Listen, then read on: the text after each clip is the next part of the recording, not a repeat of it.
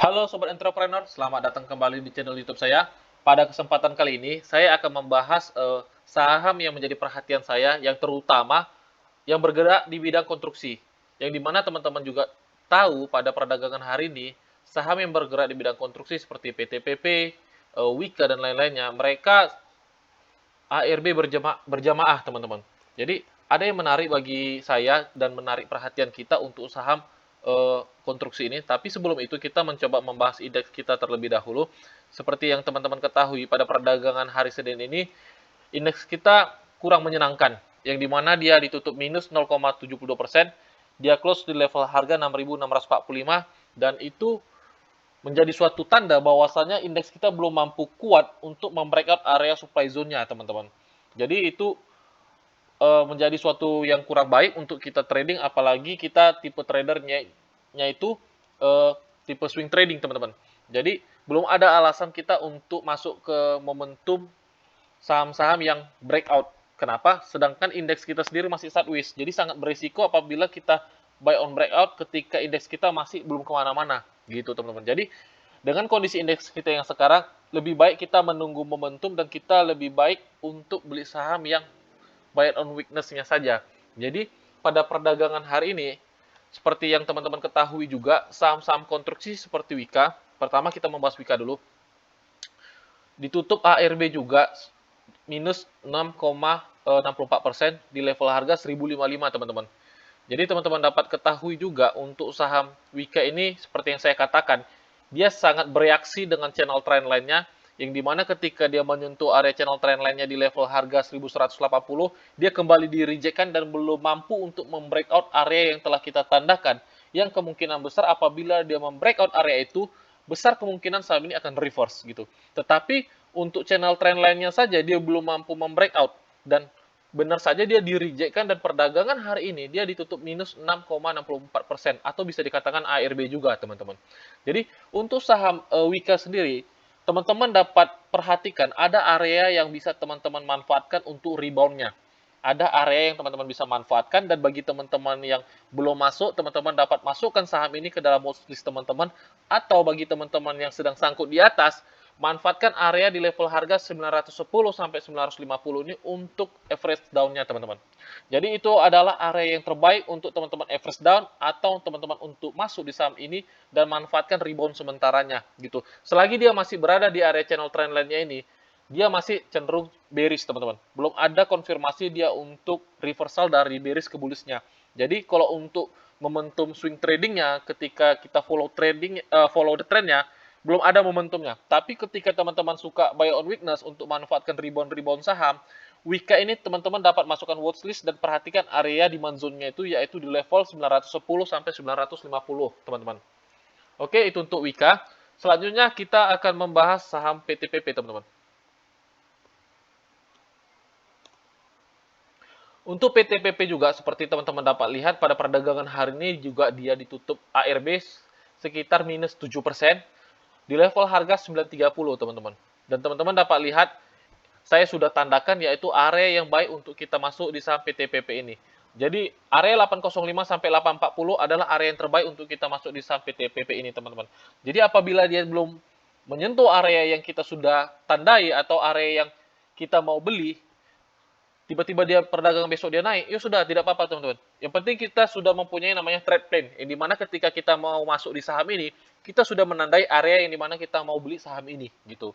Jadi jangan kita masuk tanpa alasan, gitu. Jangan nanti kita karena kita lihat di ARB, kemungkinan besar besok ada reboundnya, itu sama dengan seperti kita spekulasi tanpa sesuatu reason teman-teman, atau sesuatu tanpa alasan. Jadi pastikan ketika teman-teman masuk ke dalam suatu saham, teman-teman harus punya alasan. Nah, contoh, untuk PTPP ini kita sudah tandai untuk demand zone-nya yang dimana ketika dia memasuki area 805 sampai 840 itu menjadi suatu area yang baik untuk kita beli saham PTPP ini teman-teman. Jadi ketika dia memasuki area ini besar kemungkinan akan terjadi rebound sementara. Tapi belum menjadi suatu konfirmasi ketika dia memasuki area ini dia akan reversal belum teman-teman.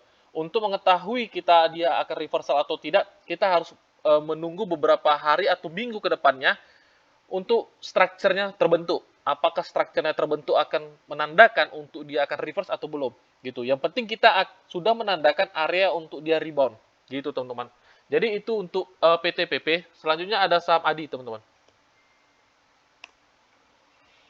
Untuk saham ADI sendiri juga saya sudah tandakan ada di level harga 7110 sampai 745, teman-teman. Jadi dia ada range bergerak untuk ke bawah sekitar kurang lebih 10% lagi. Jadi biarkan aja dia dulu, teman-teman. Biarkan aja. Mungkin pada perdagangan besok di level harga 815 sampai 8110 bisa jadi ada suatu reaksi, tapi saya sih tidak menyarankan teman-teman untuk beli di area-area itu. Kenapa? Karena pada perdagangan hari ini candle-nya sangat signifikan atau sangat impulsif, teman-teman. Tekanan jualnya masih sangat besar. Jadi saya sangat berisiko apabila kita beli di area 8110 sampai 815 ini. Jadi ada baiknya kita lebih baik menunggu dia di area level 745 sampai 710. Jadi apabila dia memasuki area itu, teman-teman dapat pertimbangkan untuk masuk di saham ADI ini, teman-teman. Oke, selanjutnya saya akan membahas saham BBHI. Seperti yang teman-teman ketahui, saham BBHI ini juga menjadi suatu trending di beberapa komunitas, bahkan di kalangan influencer-influencer, teman-teman. Kenapa? Karena dia mempunyai struktur yang sangat bagus juga, dan tetapi teman-teman dapat lihat dia di pump itu sangat signifikan, yang dimana ketika saham mempunyai kecenderungan naik yang sangat signifikan, struktur marketnya ibaratnya dia itu naiknya itu seperti 10 derajat, 20 derajat, berarti kan ini dia sekitar 10 derajat kenaikannya, sangat signifikan, teman-teman. Besar juga ketika dia turun itu juga akan sangat signifikan. Jadi ketika saham itu sudah mulai cenderung turun, jangan teman-teman katakan itu, oh udah murah nih, udah murah. Jangan seperti itu, teman-teman. Kenapa? Kita tidak tahu dia mau sampai mana turun untuk saham BBH ini. Tapi kalau seandainya teman-teman bertanya untuk spekulasi masuk di saham ini, di mana base entry-nya, kita hanya bisa mengasumsikan, kita coba tarik Fibo-nya dari swing-nya ini, kita taruh ke high-nya, kita akan menemukan di level harga 5375 sampai 5400. Itu adalah area terbaik untuk teman-teman coba masuk, teman-teman. Ya, kita coba tandain. Nah, ini adalah area yang baik untuk teman-teman coba masuk, gitu. Yang penting ketika dia close di bawah 5375, misalnya ke 5300 atau 5275, teman-teman dapat keluar dulu untuk saham BBH ini.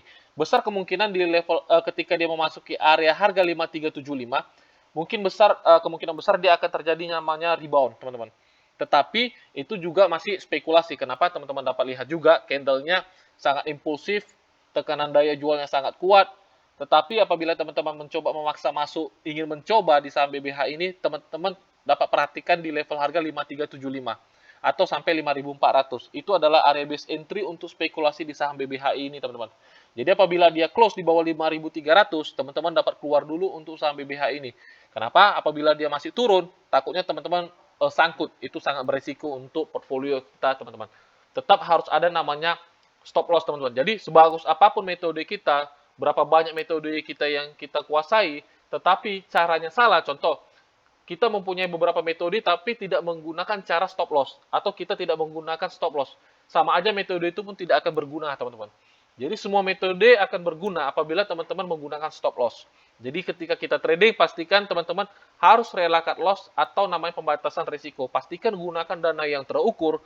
Jadi ketika teman-teman masuk ke dalam satu saham, dan minus atau ibaratnya pergerakan harga tidak sesuai market, teman-teman dapat keluar dan ikhlas ketika melakukan namanya stop loss, gitu teman-teman.